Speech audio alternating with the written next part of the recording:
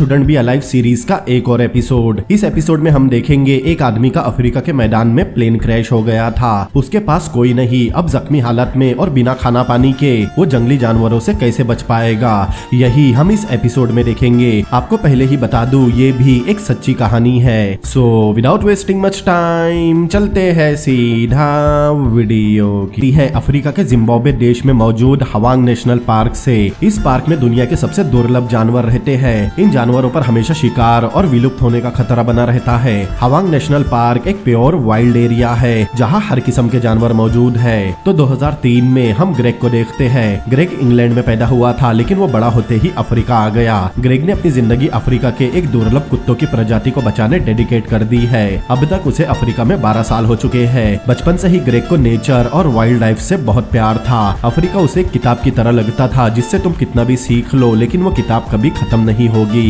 Greg वहाँ के उन चुनिंदा लोगों में से एक था जिन्हें प्लेन उड़ाना आता है। उस समय ग्रेग अपने प्रोजेक्ट में बिजी था, फिर भी वो अपने कोवर्कर के कहने पर गायब हुए गेंडे को ढूंढने तैयार हो गया। पार्क और सभी लोगों को राइनोस की बहुत फिक्र थी, क्योंकि पहले ही दुनिया में राइनोस बहुत कम बचे हैं। अब ग्रेग एक प्लेन से उस राइनो को ढूंढने निकल रहा था। ग्रेग बहुत अच्छा पायलट था, लेकिन इतनी गर्मी में राइनो को ढूंढते हुए प्लेन उड़ाने में उसे भी बहुत कॉन्सेंट्रेट करना होगा। ये बात ग्रेग को भी पता थी, लेकिन वो राइनो को ऐसे ही छोड़ नहीं सकते थे। वैसे भी राइनोस बहुत कम बचे हैं। अब थोड़ी देर बाद ग्रेग आसानी से प्लेन टेक ऑफ कर लेता है। लाइट वेटेड प्लेन पार्क पर नजर रखने का बहुत सस्ता उपाय है, लेकिन ऐसे गर्म मौसम में ये बहुत खतरनाक भी था। ग्रेग उस राइनो को ढूंढ रहा था। उस दिन वहाँ बहुत गर्मी थी। ग्रेग को प्लेन हवा में रखना भी मुश्किल हो रहा था। राइनो को ढूंढते हुए ग्रेग एक बहुत सूखी और पथरीली जगह पहुँचा। इससे पहले ग्रेग ने इस एरिया में कभी फ्लाई नहीं किया था। सभी राइनो इलेक्ट्रॉनिकली टैग थे। कुछ ही समय बाद ग्रेग के ट्रैकिंग डिवाइस ने उस राइनो को ट्रेस कर लिया। ग्रेग को वो राइनो दिख भी रहा था। अब उसे प्लेन घुमाकर वापस जाना था, लेकिन जैसे ही ग्रेग ने टर्न लिया, प्लेन का एक इंजन बंद हो गया। उसे कुछ समझ नहीं आ रहा था कि अचानक प्लेन को क्या हुआ है। वो प्लेन को जितना हो सके कंट्रोल करने की कोशिश कर रहा था, लेकिन अब प्लेन तेजी से नीचे गिरने लगा। एक समय पर ग्रेग समझ चुका था अब कुछ नहीं हो सकता, और उसके कुछ ही सेकंड्स बाद प्लेन जमीन पर क्रैश हो गया। अब थोड़ी देर बाद प्लेन का पेट्रोल ग्रेग पर गिरने लगा। तब उसे होश आया। वो ये जानकर हैरान था कि वो अभी तक जिंदा है, लेकिन वो पेट्रोल था, इसीलिए ग्रेग तुरंत प्लेन से बाहर निकलकर रेंगते हुए पीछे जाने लगा, क्योंकि प्लेन कभी भी ब्लास्ट हो सकता था। लेकिन कुछ ही सेकंड बाद उसे समझ आया उसके दोनों पैर बिल्कुल भी काम नहीं कर रहे। अब ग्रेग प्लेन से सुरक्षित दूरी पर पहुंच गया था, लेकिन तभी उसने देखा उसका रेडियो प्लेन में ही है। उसे जल्दी ही रेडियो पर मैसेज देना होगा, इसीलिए उसे रेंगते हुए प्लेन तक वापस जाना पड़ा। दरअसल अभी किसी को नहीं पता वो कहाँ है और उसका प्लेन क्रैश हो चुका है। उसके पास सर्वाइवर के लिए कुछ नहीं था, खाना पानी कुछ नहीं, और वो बहुत ज्यादा जख्मी भी है। लेकिन ग्रेग रेडियो तक पहुंच गया था। वो तुरंत रेडियो पर मैसेज देने की कोशिश करता है, लेकिन रेडियो बहुत गर्म हो गया था। दरअसल प्लेन क्रैश की वजह से रेडियो के अंदर की बैटरीज एक दूसरे में मेल्ट हो गई थी। इसका मतलब वो रेडियो खराब हो चुका है। उसे समझ नहीं आ रहा था वो क्या करे, लेकिन अब हालात और खराब होने वाले थे। दरअसल उसी वक्त ग्रेग के पैरों में दर्द शुरू हुआ।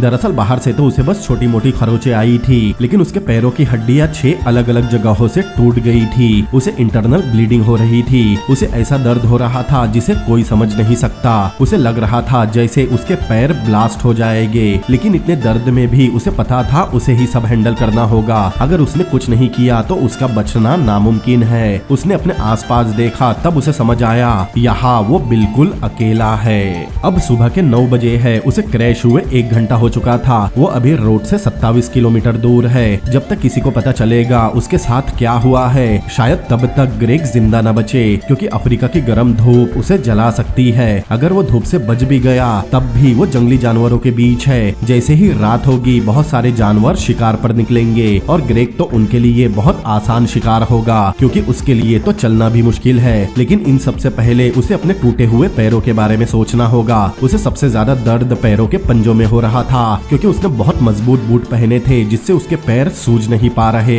उसे अपने बूट उतारने होंगे, जो उसके लिए नेक्स्ट टू इम्पॉसिबल है। लेकिन उसने अपने बूट नहीं उतारे तो उसे गैंग्रीन हो सकता है। अगर उसे गैंग्रीन हो गया तो उसके दोनों पैर काटने पड़ेंगे। लेकिन उसे अभी भी बहुत दर्द हो रहा था। तब उसने देखा उसके पीछे एक पेड़ है। ग्रेग ने सोचा अगर वो उस पेड़ तक पहुंच गया तो उस पेड़ से टिक कर शायद किसी तरह वो अपने बूट उतार सकता है। उसे किसी भी तरह दर्द को रोकना था, इसीलिए इतने दर्द में भी उसने किसी तरह पीछे खिसकना शुरू किया। लेकिन आज किस्मत ग्रेग पर बहुत ज्यादा नाराज थी, क्योंकि जिस पेड़ पर वो टिका था वो एक कांटों का झाड़ था। कांटे उसकी पीठ में चुभ गए, लेकिन तब उसे समझ आया ये कांटों का झाड़ उसके काम आ सकता है। तब उसने उस पेड़ की एक डांडी तोड़ी ताकि कांटों की मदद से वो अपनी बूट की लेस खोल सके। लेकिन इतने दर्द में ये काम कर पाना आसान नहीं होगा, क्योंकि गलती से उसने बूट की लेस का गलत सिरा खींच दिया तो लेस में बहुत मजबूत गांठ पड़ जाएगी, जिसे खोल पाना उसके लिए नामुमकिन होगा। मतलब एक गांठ पर उसकी जिंदगी टिकी है। लेकिन किसी तरह ग्रेग ने एक पैर की लेस खोल ली, फिर उसके बाद दूसरे पैर की भी। लेकिन लेस खोलने से भी कुछ नहीं हुआ।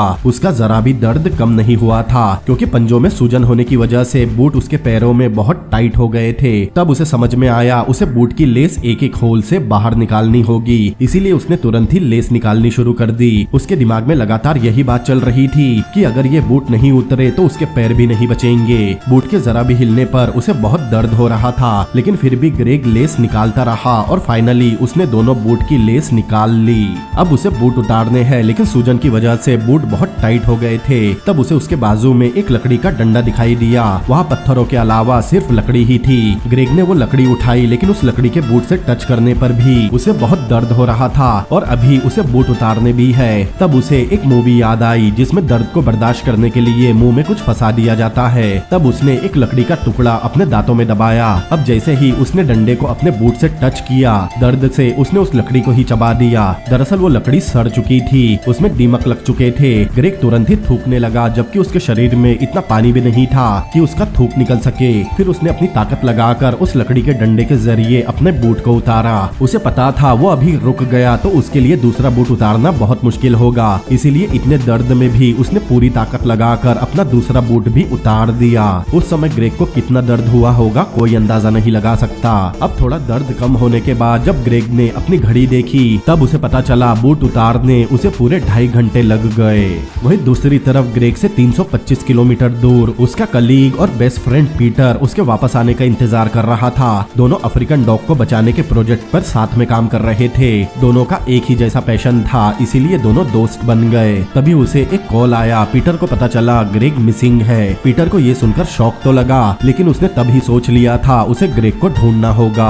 वहीं दूसरी तरफ टेम्परेचर 37 डिग्री तक पहुंच गया था। ग्रेग ने काफी समय से पानी नहीं पिया, उसकी बॉडी लगातार डिहाइड्रेट हो रही थी। अभी 12 बज रहे थे और प्लेन क्रैश हुए 4 घंटे हो चुके हैं। उसने पिछले 12 घंटों से ठीक से पानी नहीं पिया था, क्योंकि हाथियों ने उसके एरिया के वाटर पाइपलाइन को तोड़ दी थी। पानी की कमी की वजह से उसे अपनी जबान भी फील नहीं हो रही थी। लेकिन तभी उसने देखा उससे थोड़ी ही दूरी पर एक गिद्ध बैठा है। वो गिद्ध ग्रेग के मरने का इंतजार कर रहा था।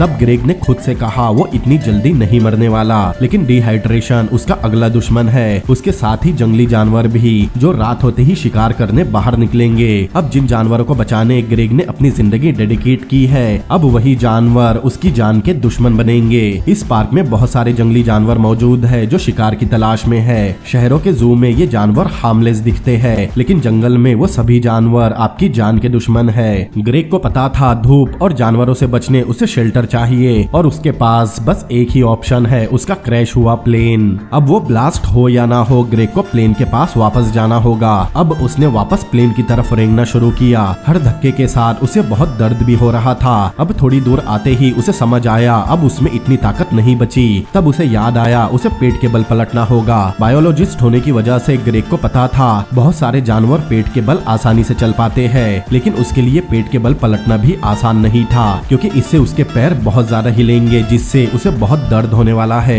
लेकिन फिर भी ग्रेग ने लकड़ी के सिरे पर अपने बूट की लेस बांधी, फिर उस लेस को अपने पैर से घुमाकर पकड़ लिया। अब उसे पता था उसे बहुत दर्द होने वाला है। तब उसने खुद को दर्द के लिए तैयार किया, फिर पूरी ताकत लगाकर और लेस को खींचकर पीछे पलटा। उस समय भी ग्रेग को बहुत दर्द हुआ था। उसे कुछ टूटने की आवाज भी आई थी। वो आवाज लकड़ी की नहीं बल्कि उसके पैरों की हड्डियों की थी। अब ग्रेग पेट के बल पलट तो चुका था, लेकिन टेम्परेचर 45 डिग्री तक पहुंच गया और तब तक ग्रेग छाव तक नहीं पहुंचा तो वो धूप में झुलस जाएगा। ये बात ग्रेग को बहुत अच्छे से पता थी, इसीलिए धीरे धीरे ही सही लेकिन वो प्लेन की तरफ बढ़ रहा था। अब तक 2 बज चुके थे और उसे क्रैश हुए 6 घंटे हो चुके हैं। लेकिन ग्रेग के लिए एक बात अच्छी थी। दरअसल बायोलॉजिस्ट होने और इस जगह पर इतने साल बिताने की वजह से वो सिर्फ कदमों की आहट से ही पहचान सकता था उसके आसपास कौन सा जानवर है। उसे डर था इस हालत में कोई जानवर पीछे से उस पर हमला न कर दे, क्योंकि इस हालत में वो खुद को बचा नहीं सकता। तभी उसे कुछ सुनाई दिया। उसने पीछे देखा, एक हाथियों का झुंड उसी तरफ आ रहा था। ग्रेग को अच्छी तरह पता था अगर हाथी आपको पहले ही देख ले तो कुछ नहीं होता, लेकिन अगर वो आपको अचानक देख ले तो वो डर कर हमला कर देते हैं। और अभी वो हाथियों से अटैक डिस्टेंस पर ही था। अगर हाथियों ने उसे बहुत करीब आने पर देखा तो वो उस पर हमला कर देंगे। इस समय ग्रेग बहुत डर रहा था। उसने हिलना बंद कर दिया। तभी उसे हाथियों के चिल्लाने की आवाज आई। तब ग्रेग बहुत ज्यादा डर गया था, क्योंकि उसे क्या किसी भी इंसान को मारने हाथी का एक पैर ही काफी है। लेकिन आज ग्रेग की किस्मत थोड़ी अच्छी थी, क्योंकि हाथी उसके पास आकर वापस लौट गए। तब उसने चैन की सांस ली। उस समय ग्रेग रो रहा था, लेकिन तभी उसे समझ आया रोने के बाद भी उसके आंसू नहीं निकल रहे, क्योंकि उसके शरीर में उतना पानी ही नहीं बचा था कि आंसू बनकर बाहर आ सके।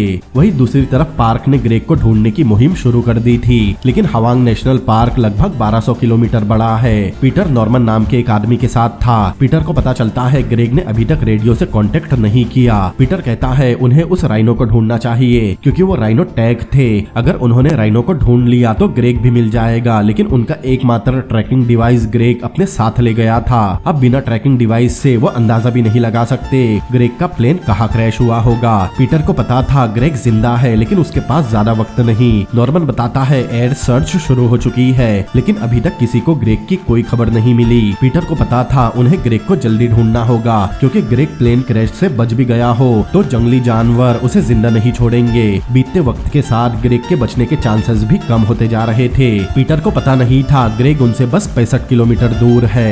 अभी शाम के 4 बजे थे और प्लेन क्रैश को 8 घंटे बीत चुके हैं। ग्रेग रेंगते रेंगते प्लेन की तरफ जा रहा था, लेकिन पैर टूटने, पूरा दिन धूप में बिताने और पानी की कमी से ग्रेग की हालत खराब होती जा रही थी। लेकिन इतनी मुश्किलों के बाद भी ग्रेग प्लेन तक पहुंच गया था, जहां पर छाव थी। तभी उसे महसूस हुआ उसके होठ रबर की तरह हो गए हैं। जैसे ही उसने अपने होठों को हाथ लगाया, उसके होठों की चमड़ी उखड़कर उसके गले में पहुंच गई। ग्रेग ने तुरंत ही थूकना शुरू कर दिया, क्योंकि उसने अपने ही होठ निगल लिए थे। लेकिन अभी उसे पता नहीं था कोई उसके करीब आ रहा है। तभी उसे पैरों की आवाज आई। उन पैरों की आवाज से ग्रेग समझ चुका था वो लायन मतलब शेर है, जो उसकी ही तरफ बढ़ रहा है। तब ग्रेग ने बहुत ध्यान से उसके पैरों की आवाज सुनना शुरू कर दिया। शेर उसके करीब आ रहा था, लेकिन कुछ देर बाद एक आवाज से उसे समझ आया वो फीमेल शेर है। लेकिन बायोलॉजिस्ट होने की वजह से ग्रेग को जंगली जानवर से बचने का तरीका पता था। दरअसल जंगली जानवर एकदम से आने वाली तेज आवाज से डरते हैं। अब शेरनी उसके करीब आ रही थी। ग्रेग को पता था उसे सही समय और शेरनी के सही दूरी पर होने पर तेज आवाज करनी होगी। उसके पास बचने का बस यही एक रास्ता है। अब जैसे ही उसने शेरनी को देखा,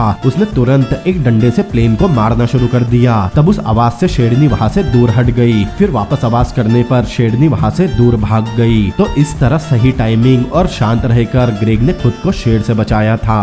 दूसरी तरफ शाम होने की वजह से ग्रेग को ढूंढने वाले प्लेन को वापस आना पड़ा, क्योंकि प्लेन रात में ग्रेग को ढूंढ नहीं सकता। वहीं नीचे ग्रेग को उस प्लेन की आवाज आई थी। प्लेन की आवाज सुनकर ग्रेग बहुत एक्साइटेड हो रहा था। वो प्लेन को आवाज देने चिल्लाने लगा, लेकिन धीरे धीरे प्लेन की आवाज दूर जाने लगी और सब कुछ पहले की तरह शांत हो गया। ग्रेग को काफी निराशा हो रही थी, क्योंकि उसे भी पता था अब सुबह होने से पहले कुछ नहीं हो सकता। लेकिन उसका सुबह तक बच पाना बहुत मुश्किल है, क्योंकि जंगल दिन में जितना खतरनाक होता है रात में उससे कई गुना ज्यादा खतरनाक हो जाता है। अब 6 बज चुके थे और प्लेन क्रैश को 10 घंटे हो चुके हैं। पीटर और नॉर्मन बेस पर वापस लौटते हैं, लेकिन पीटर का दिल नहीं माना था। इसीलिए वापस आने के बाद भी पीटर फिर से ग्रेग को ढूंढने जाने लगता है। नॉर्मन समझाता है वो अंधेरे में ग्रेग को ढूंढ नहीं सकता, लेकिन पीटर नहीं मानता। वो कार लेकर ग्रेग को ढूंढने निकल जाता है।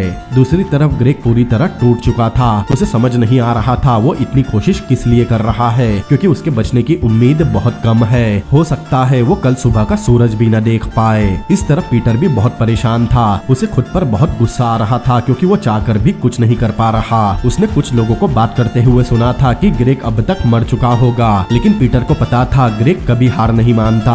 दूसरी तरफ ग्रेग अपनी जिंदगी के बारे में सोच रहा था, क्योंकि उसने एक बहुत अच्छी जिंदगी जी है। उसका जो पैशन था उसने वही किया। ये सब सोचने की वजह से ग्रेग को बहुत सुकून महसूस हुआ। अब उसे मौत से भी डर नहीं लग रहा था। तभी उसे रियलाइज हुआ वो अभी जिंदा रहने की कोशिश कर सकता है, या फिर खुद को बिना कोशिश करे मरने के लिए छोड़ सकता है। तब तब उसे अपने डॉग्स की याद आई। उन अफ्रीकन डॉग्स को बचाने के प्रोजेक्ट पर ही वो काम कर रहा था। तब ग्रेग को याद आया वो उन डॉग्स के लिए और भी बहुत कुछ कर सकता है। उन डॉग्स के बारे में सोचते ही ग्रेग के अंदर जिंदा रहने की एक नई उम्मीद जागी। अब उसे जिंदा रहना था और जिंदा रहने उसे रात भर लड़ना होगा। अगर वो मरेगा भी तो कोशिश करते हुए मरेगा। अब रात हो गई। रात में जंगली जानवर शिकार करने निकलेंगे। दूसरी तरफ पीटर को ग्रेग के लिए बहुत डर लग रहा था, क्योंकि दुनिया में कोई भी, यहाँ तक कि ग्रेग भी, अफ्रीका में उस जगह रात बिताने की बजाय मरना पसंद करेगा। दूसरी तरफ ग्रेग रात में बिल्कुल सतर्क था। वहाँ बहुत सन्नाटा था। ग्रेग की हार्ट बीट बहुत बढ़ गई थी, लेकिन उसे किसी भी तरह सुबह तक सरवाइव करना है। तब उसने प्लेन से टूटा हुआ एक स्टील का डंडा पकड़ लिया। उस समय ग्रेग को सबसे ज्यादा गीदड़ मतलब लकड़बग्गे से डर लग रहा था, क्योंकि लकड़बग्गे किसी भी जानवर को सोते हुए ही उठा लेते हैं। साथ ही उनका जबड़ा सबसे ताकतवर माना जाता है। लकड़बग्गे अपने जबड़ों से हड्डियों तक को तोड़ देते हैं। इस समय पीटर निराश होकर बेस पर वापस आ गया था। उसे भी पता था सुबह तक कुछ नहीं हो सकता। थोड़ी देर बाद नॉर्मन पीटर से कहता है पायलट कल ग्रेग को ढूंढने से मना कर रहा है, क्योंकि ऐसी जगह कोई भी जिंदा नहीं बच सकता।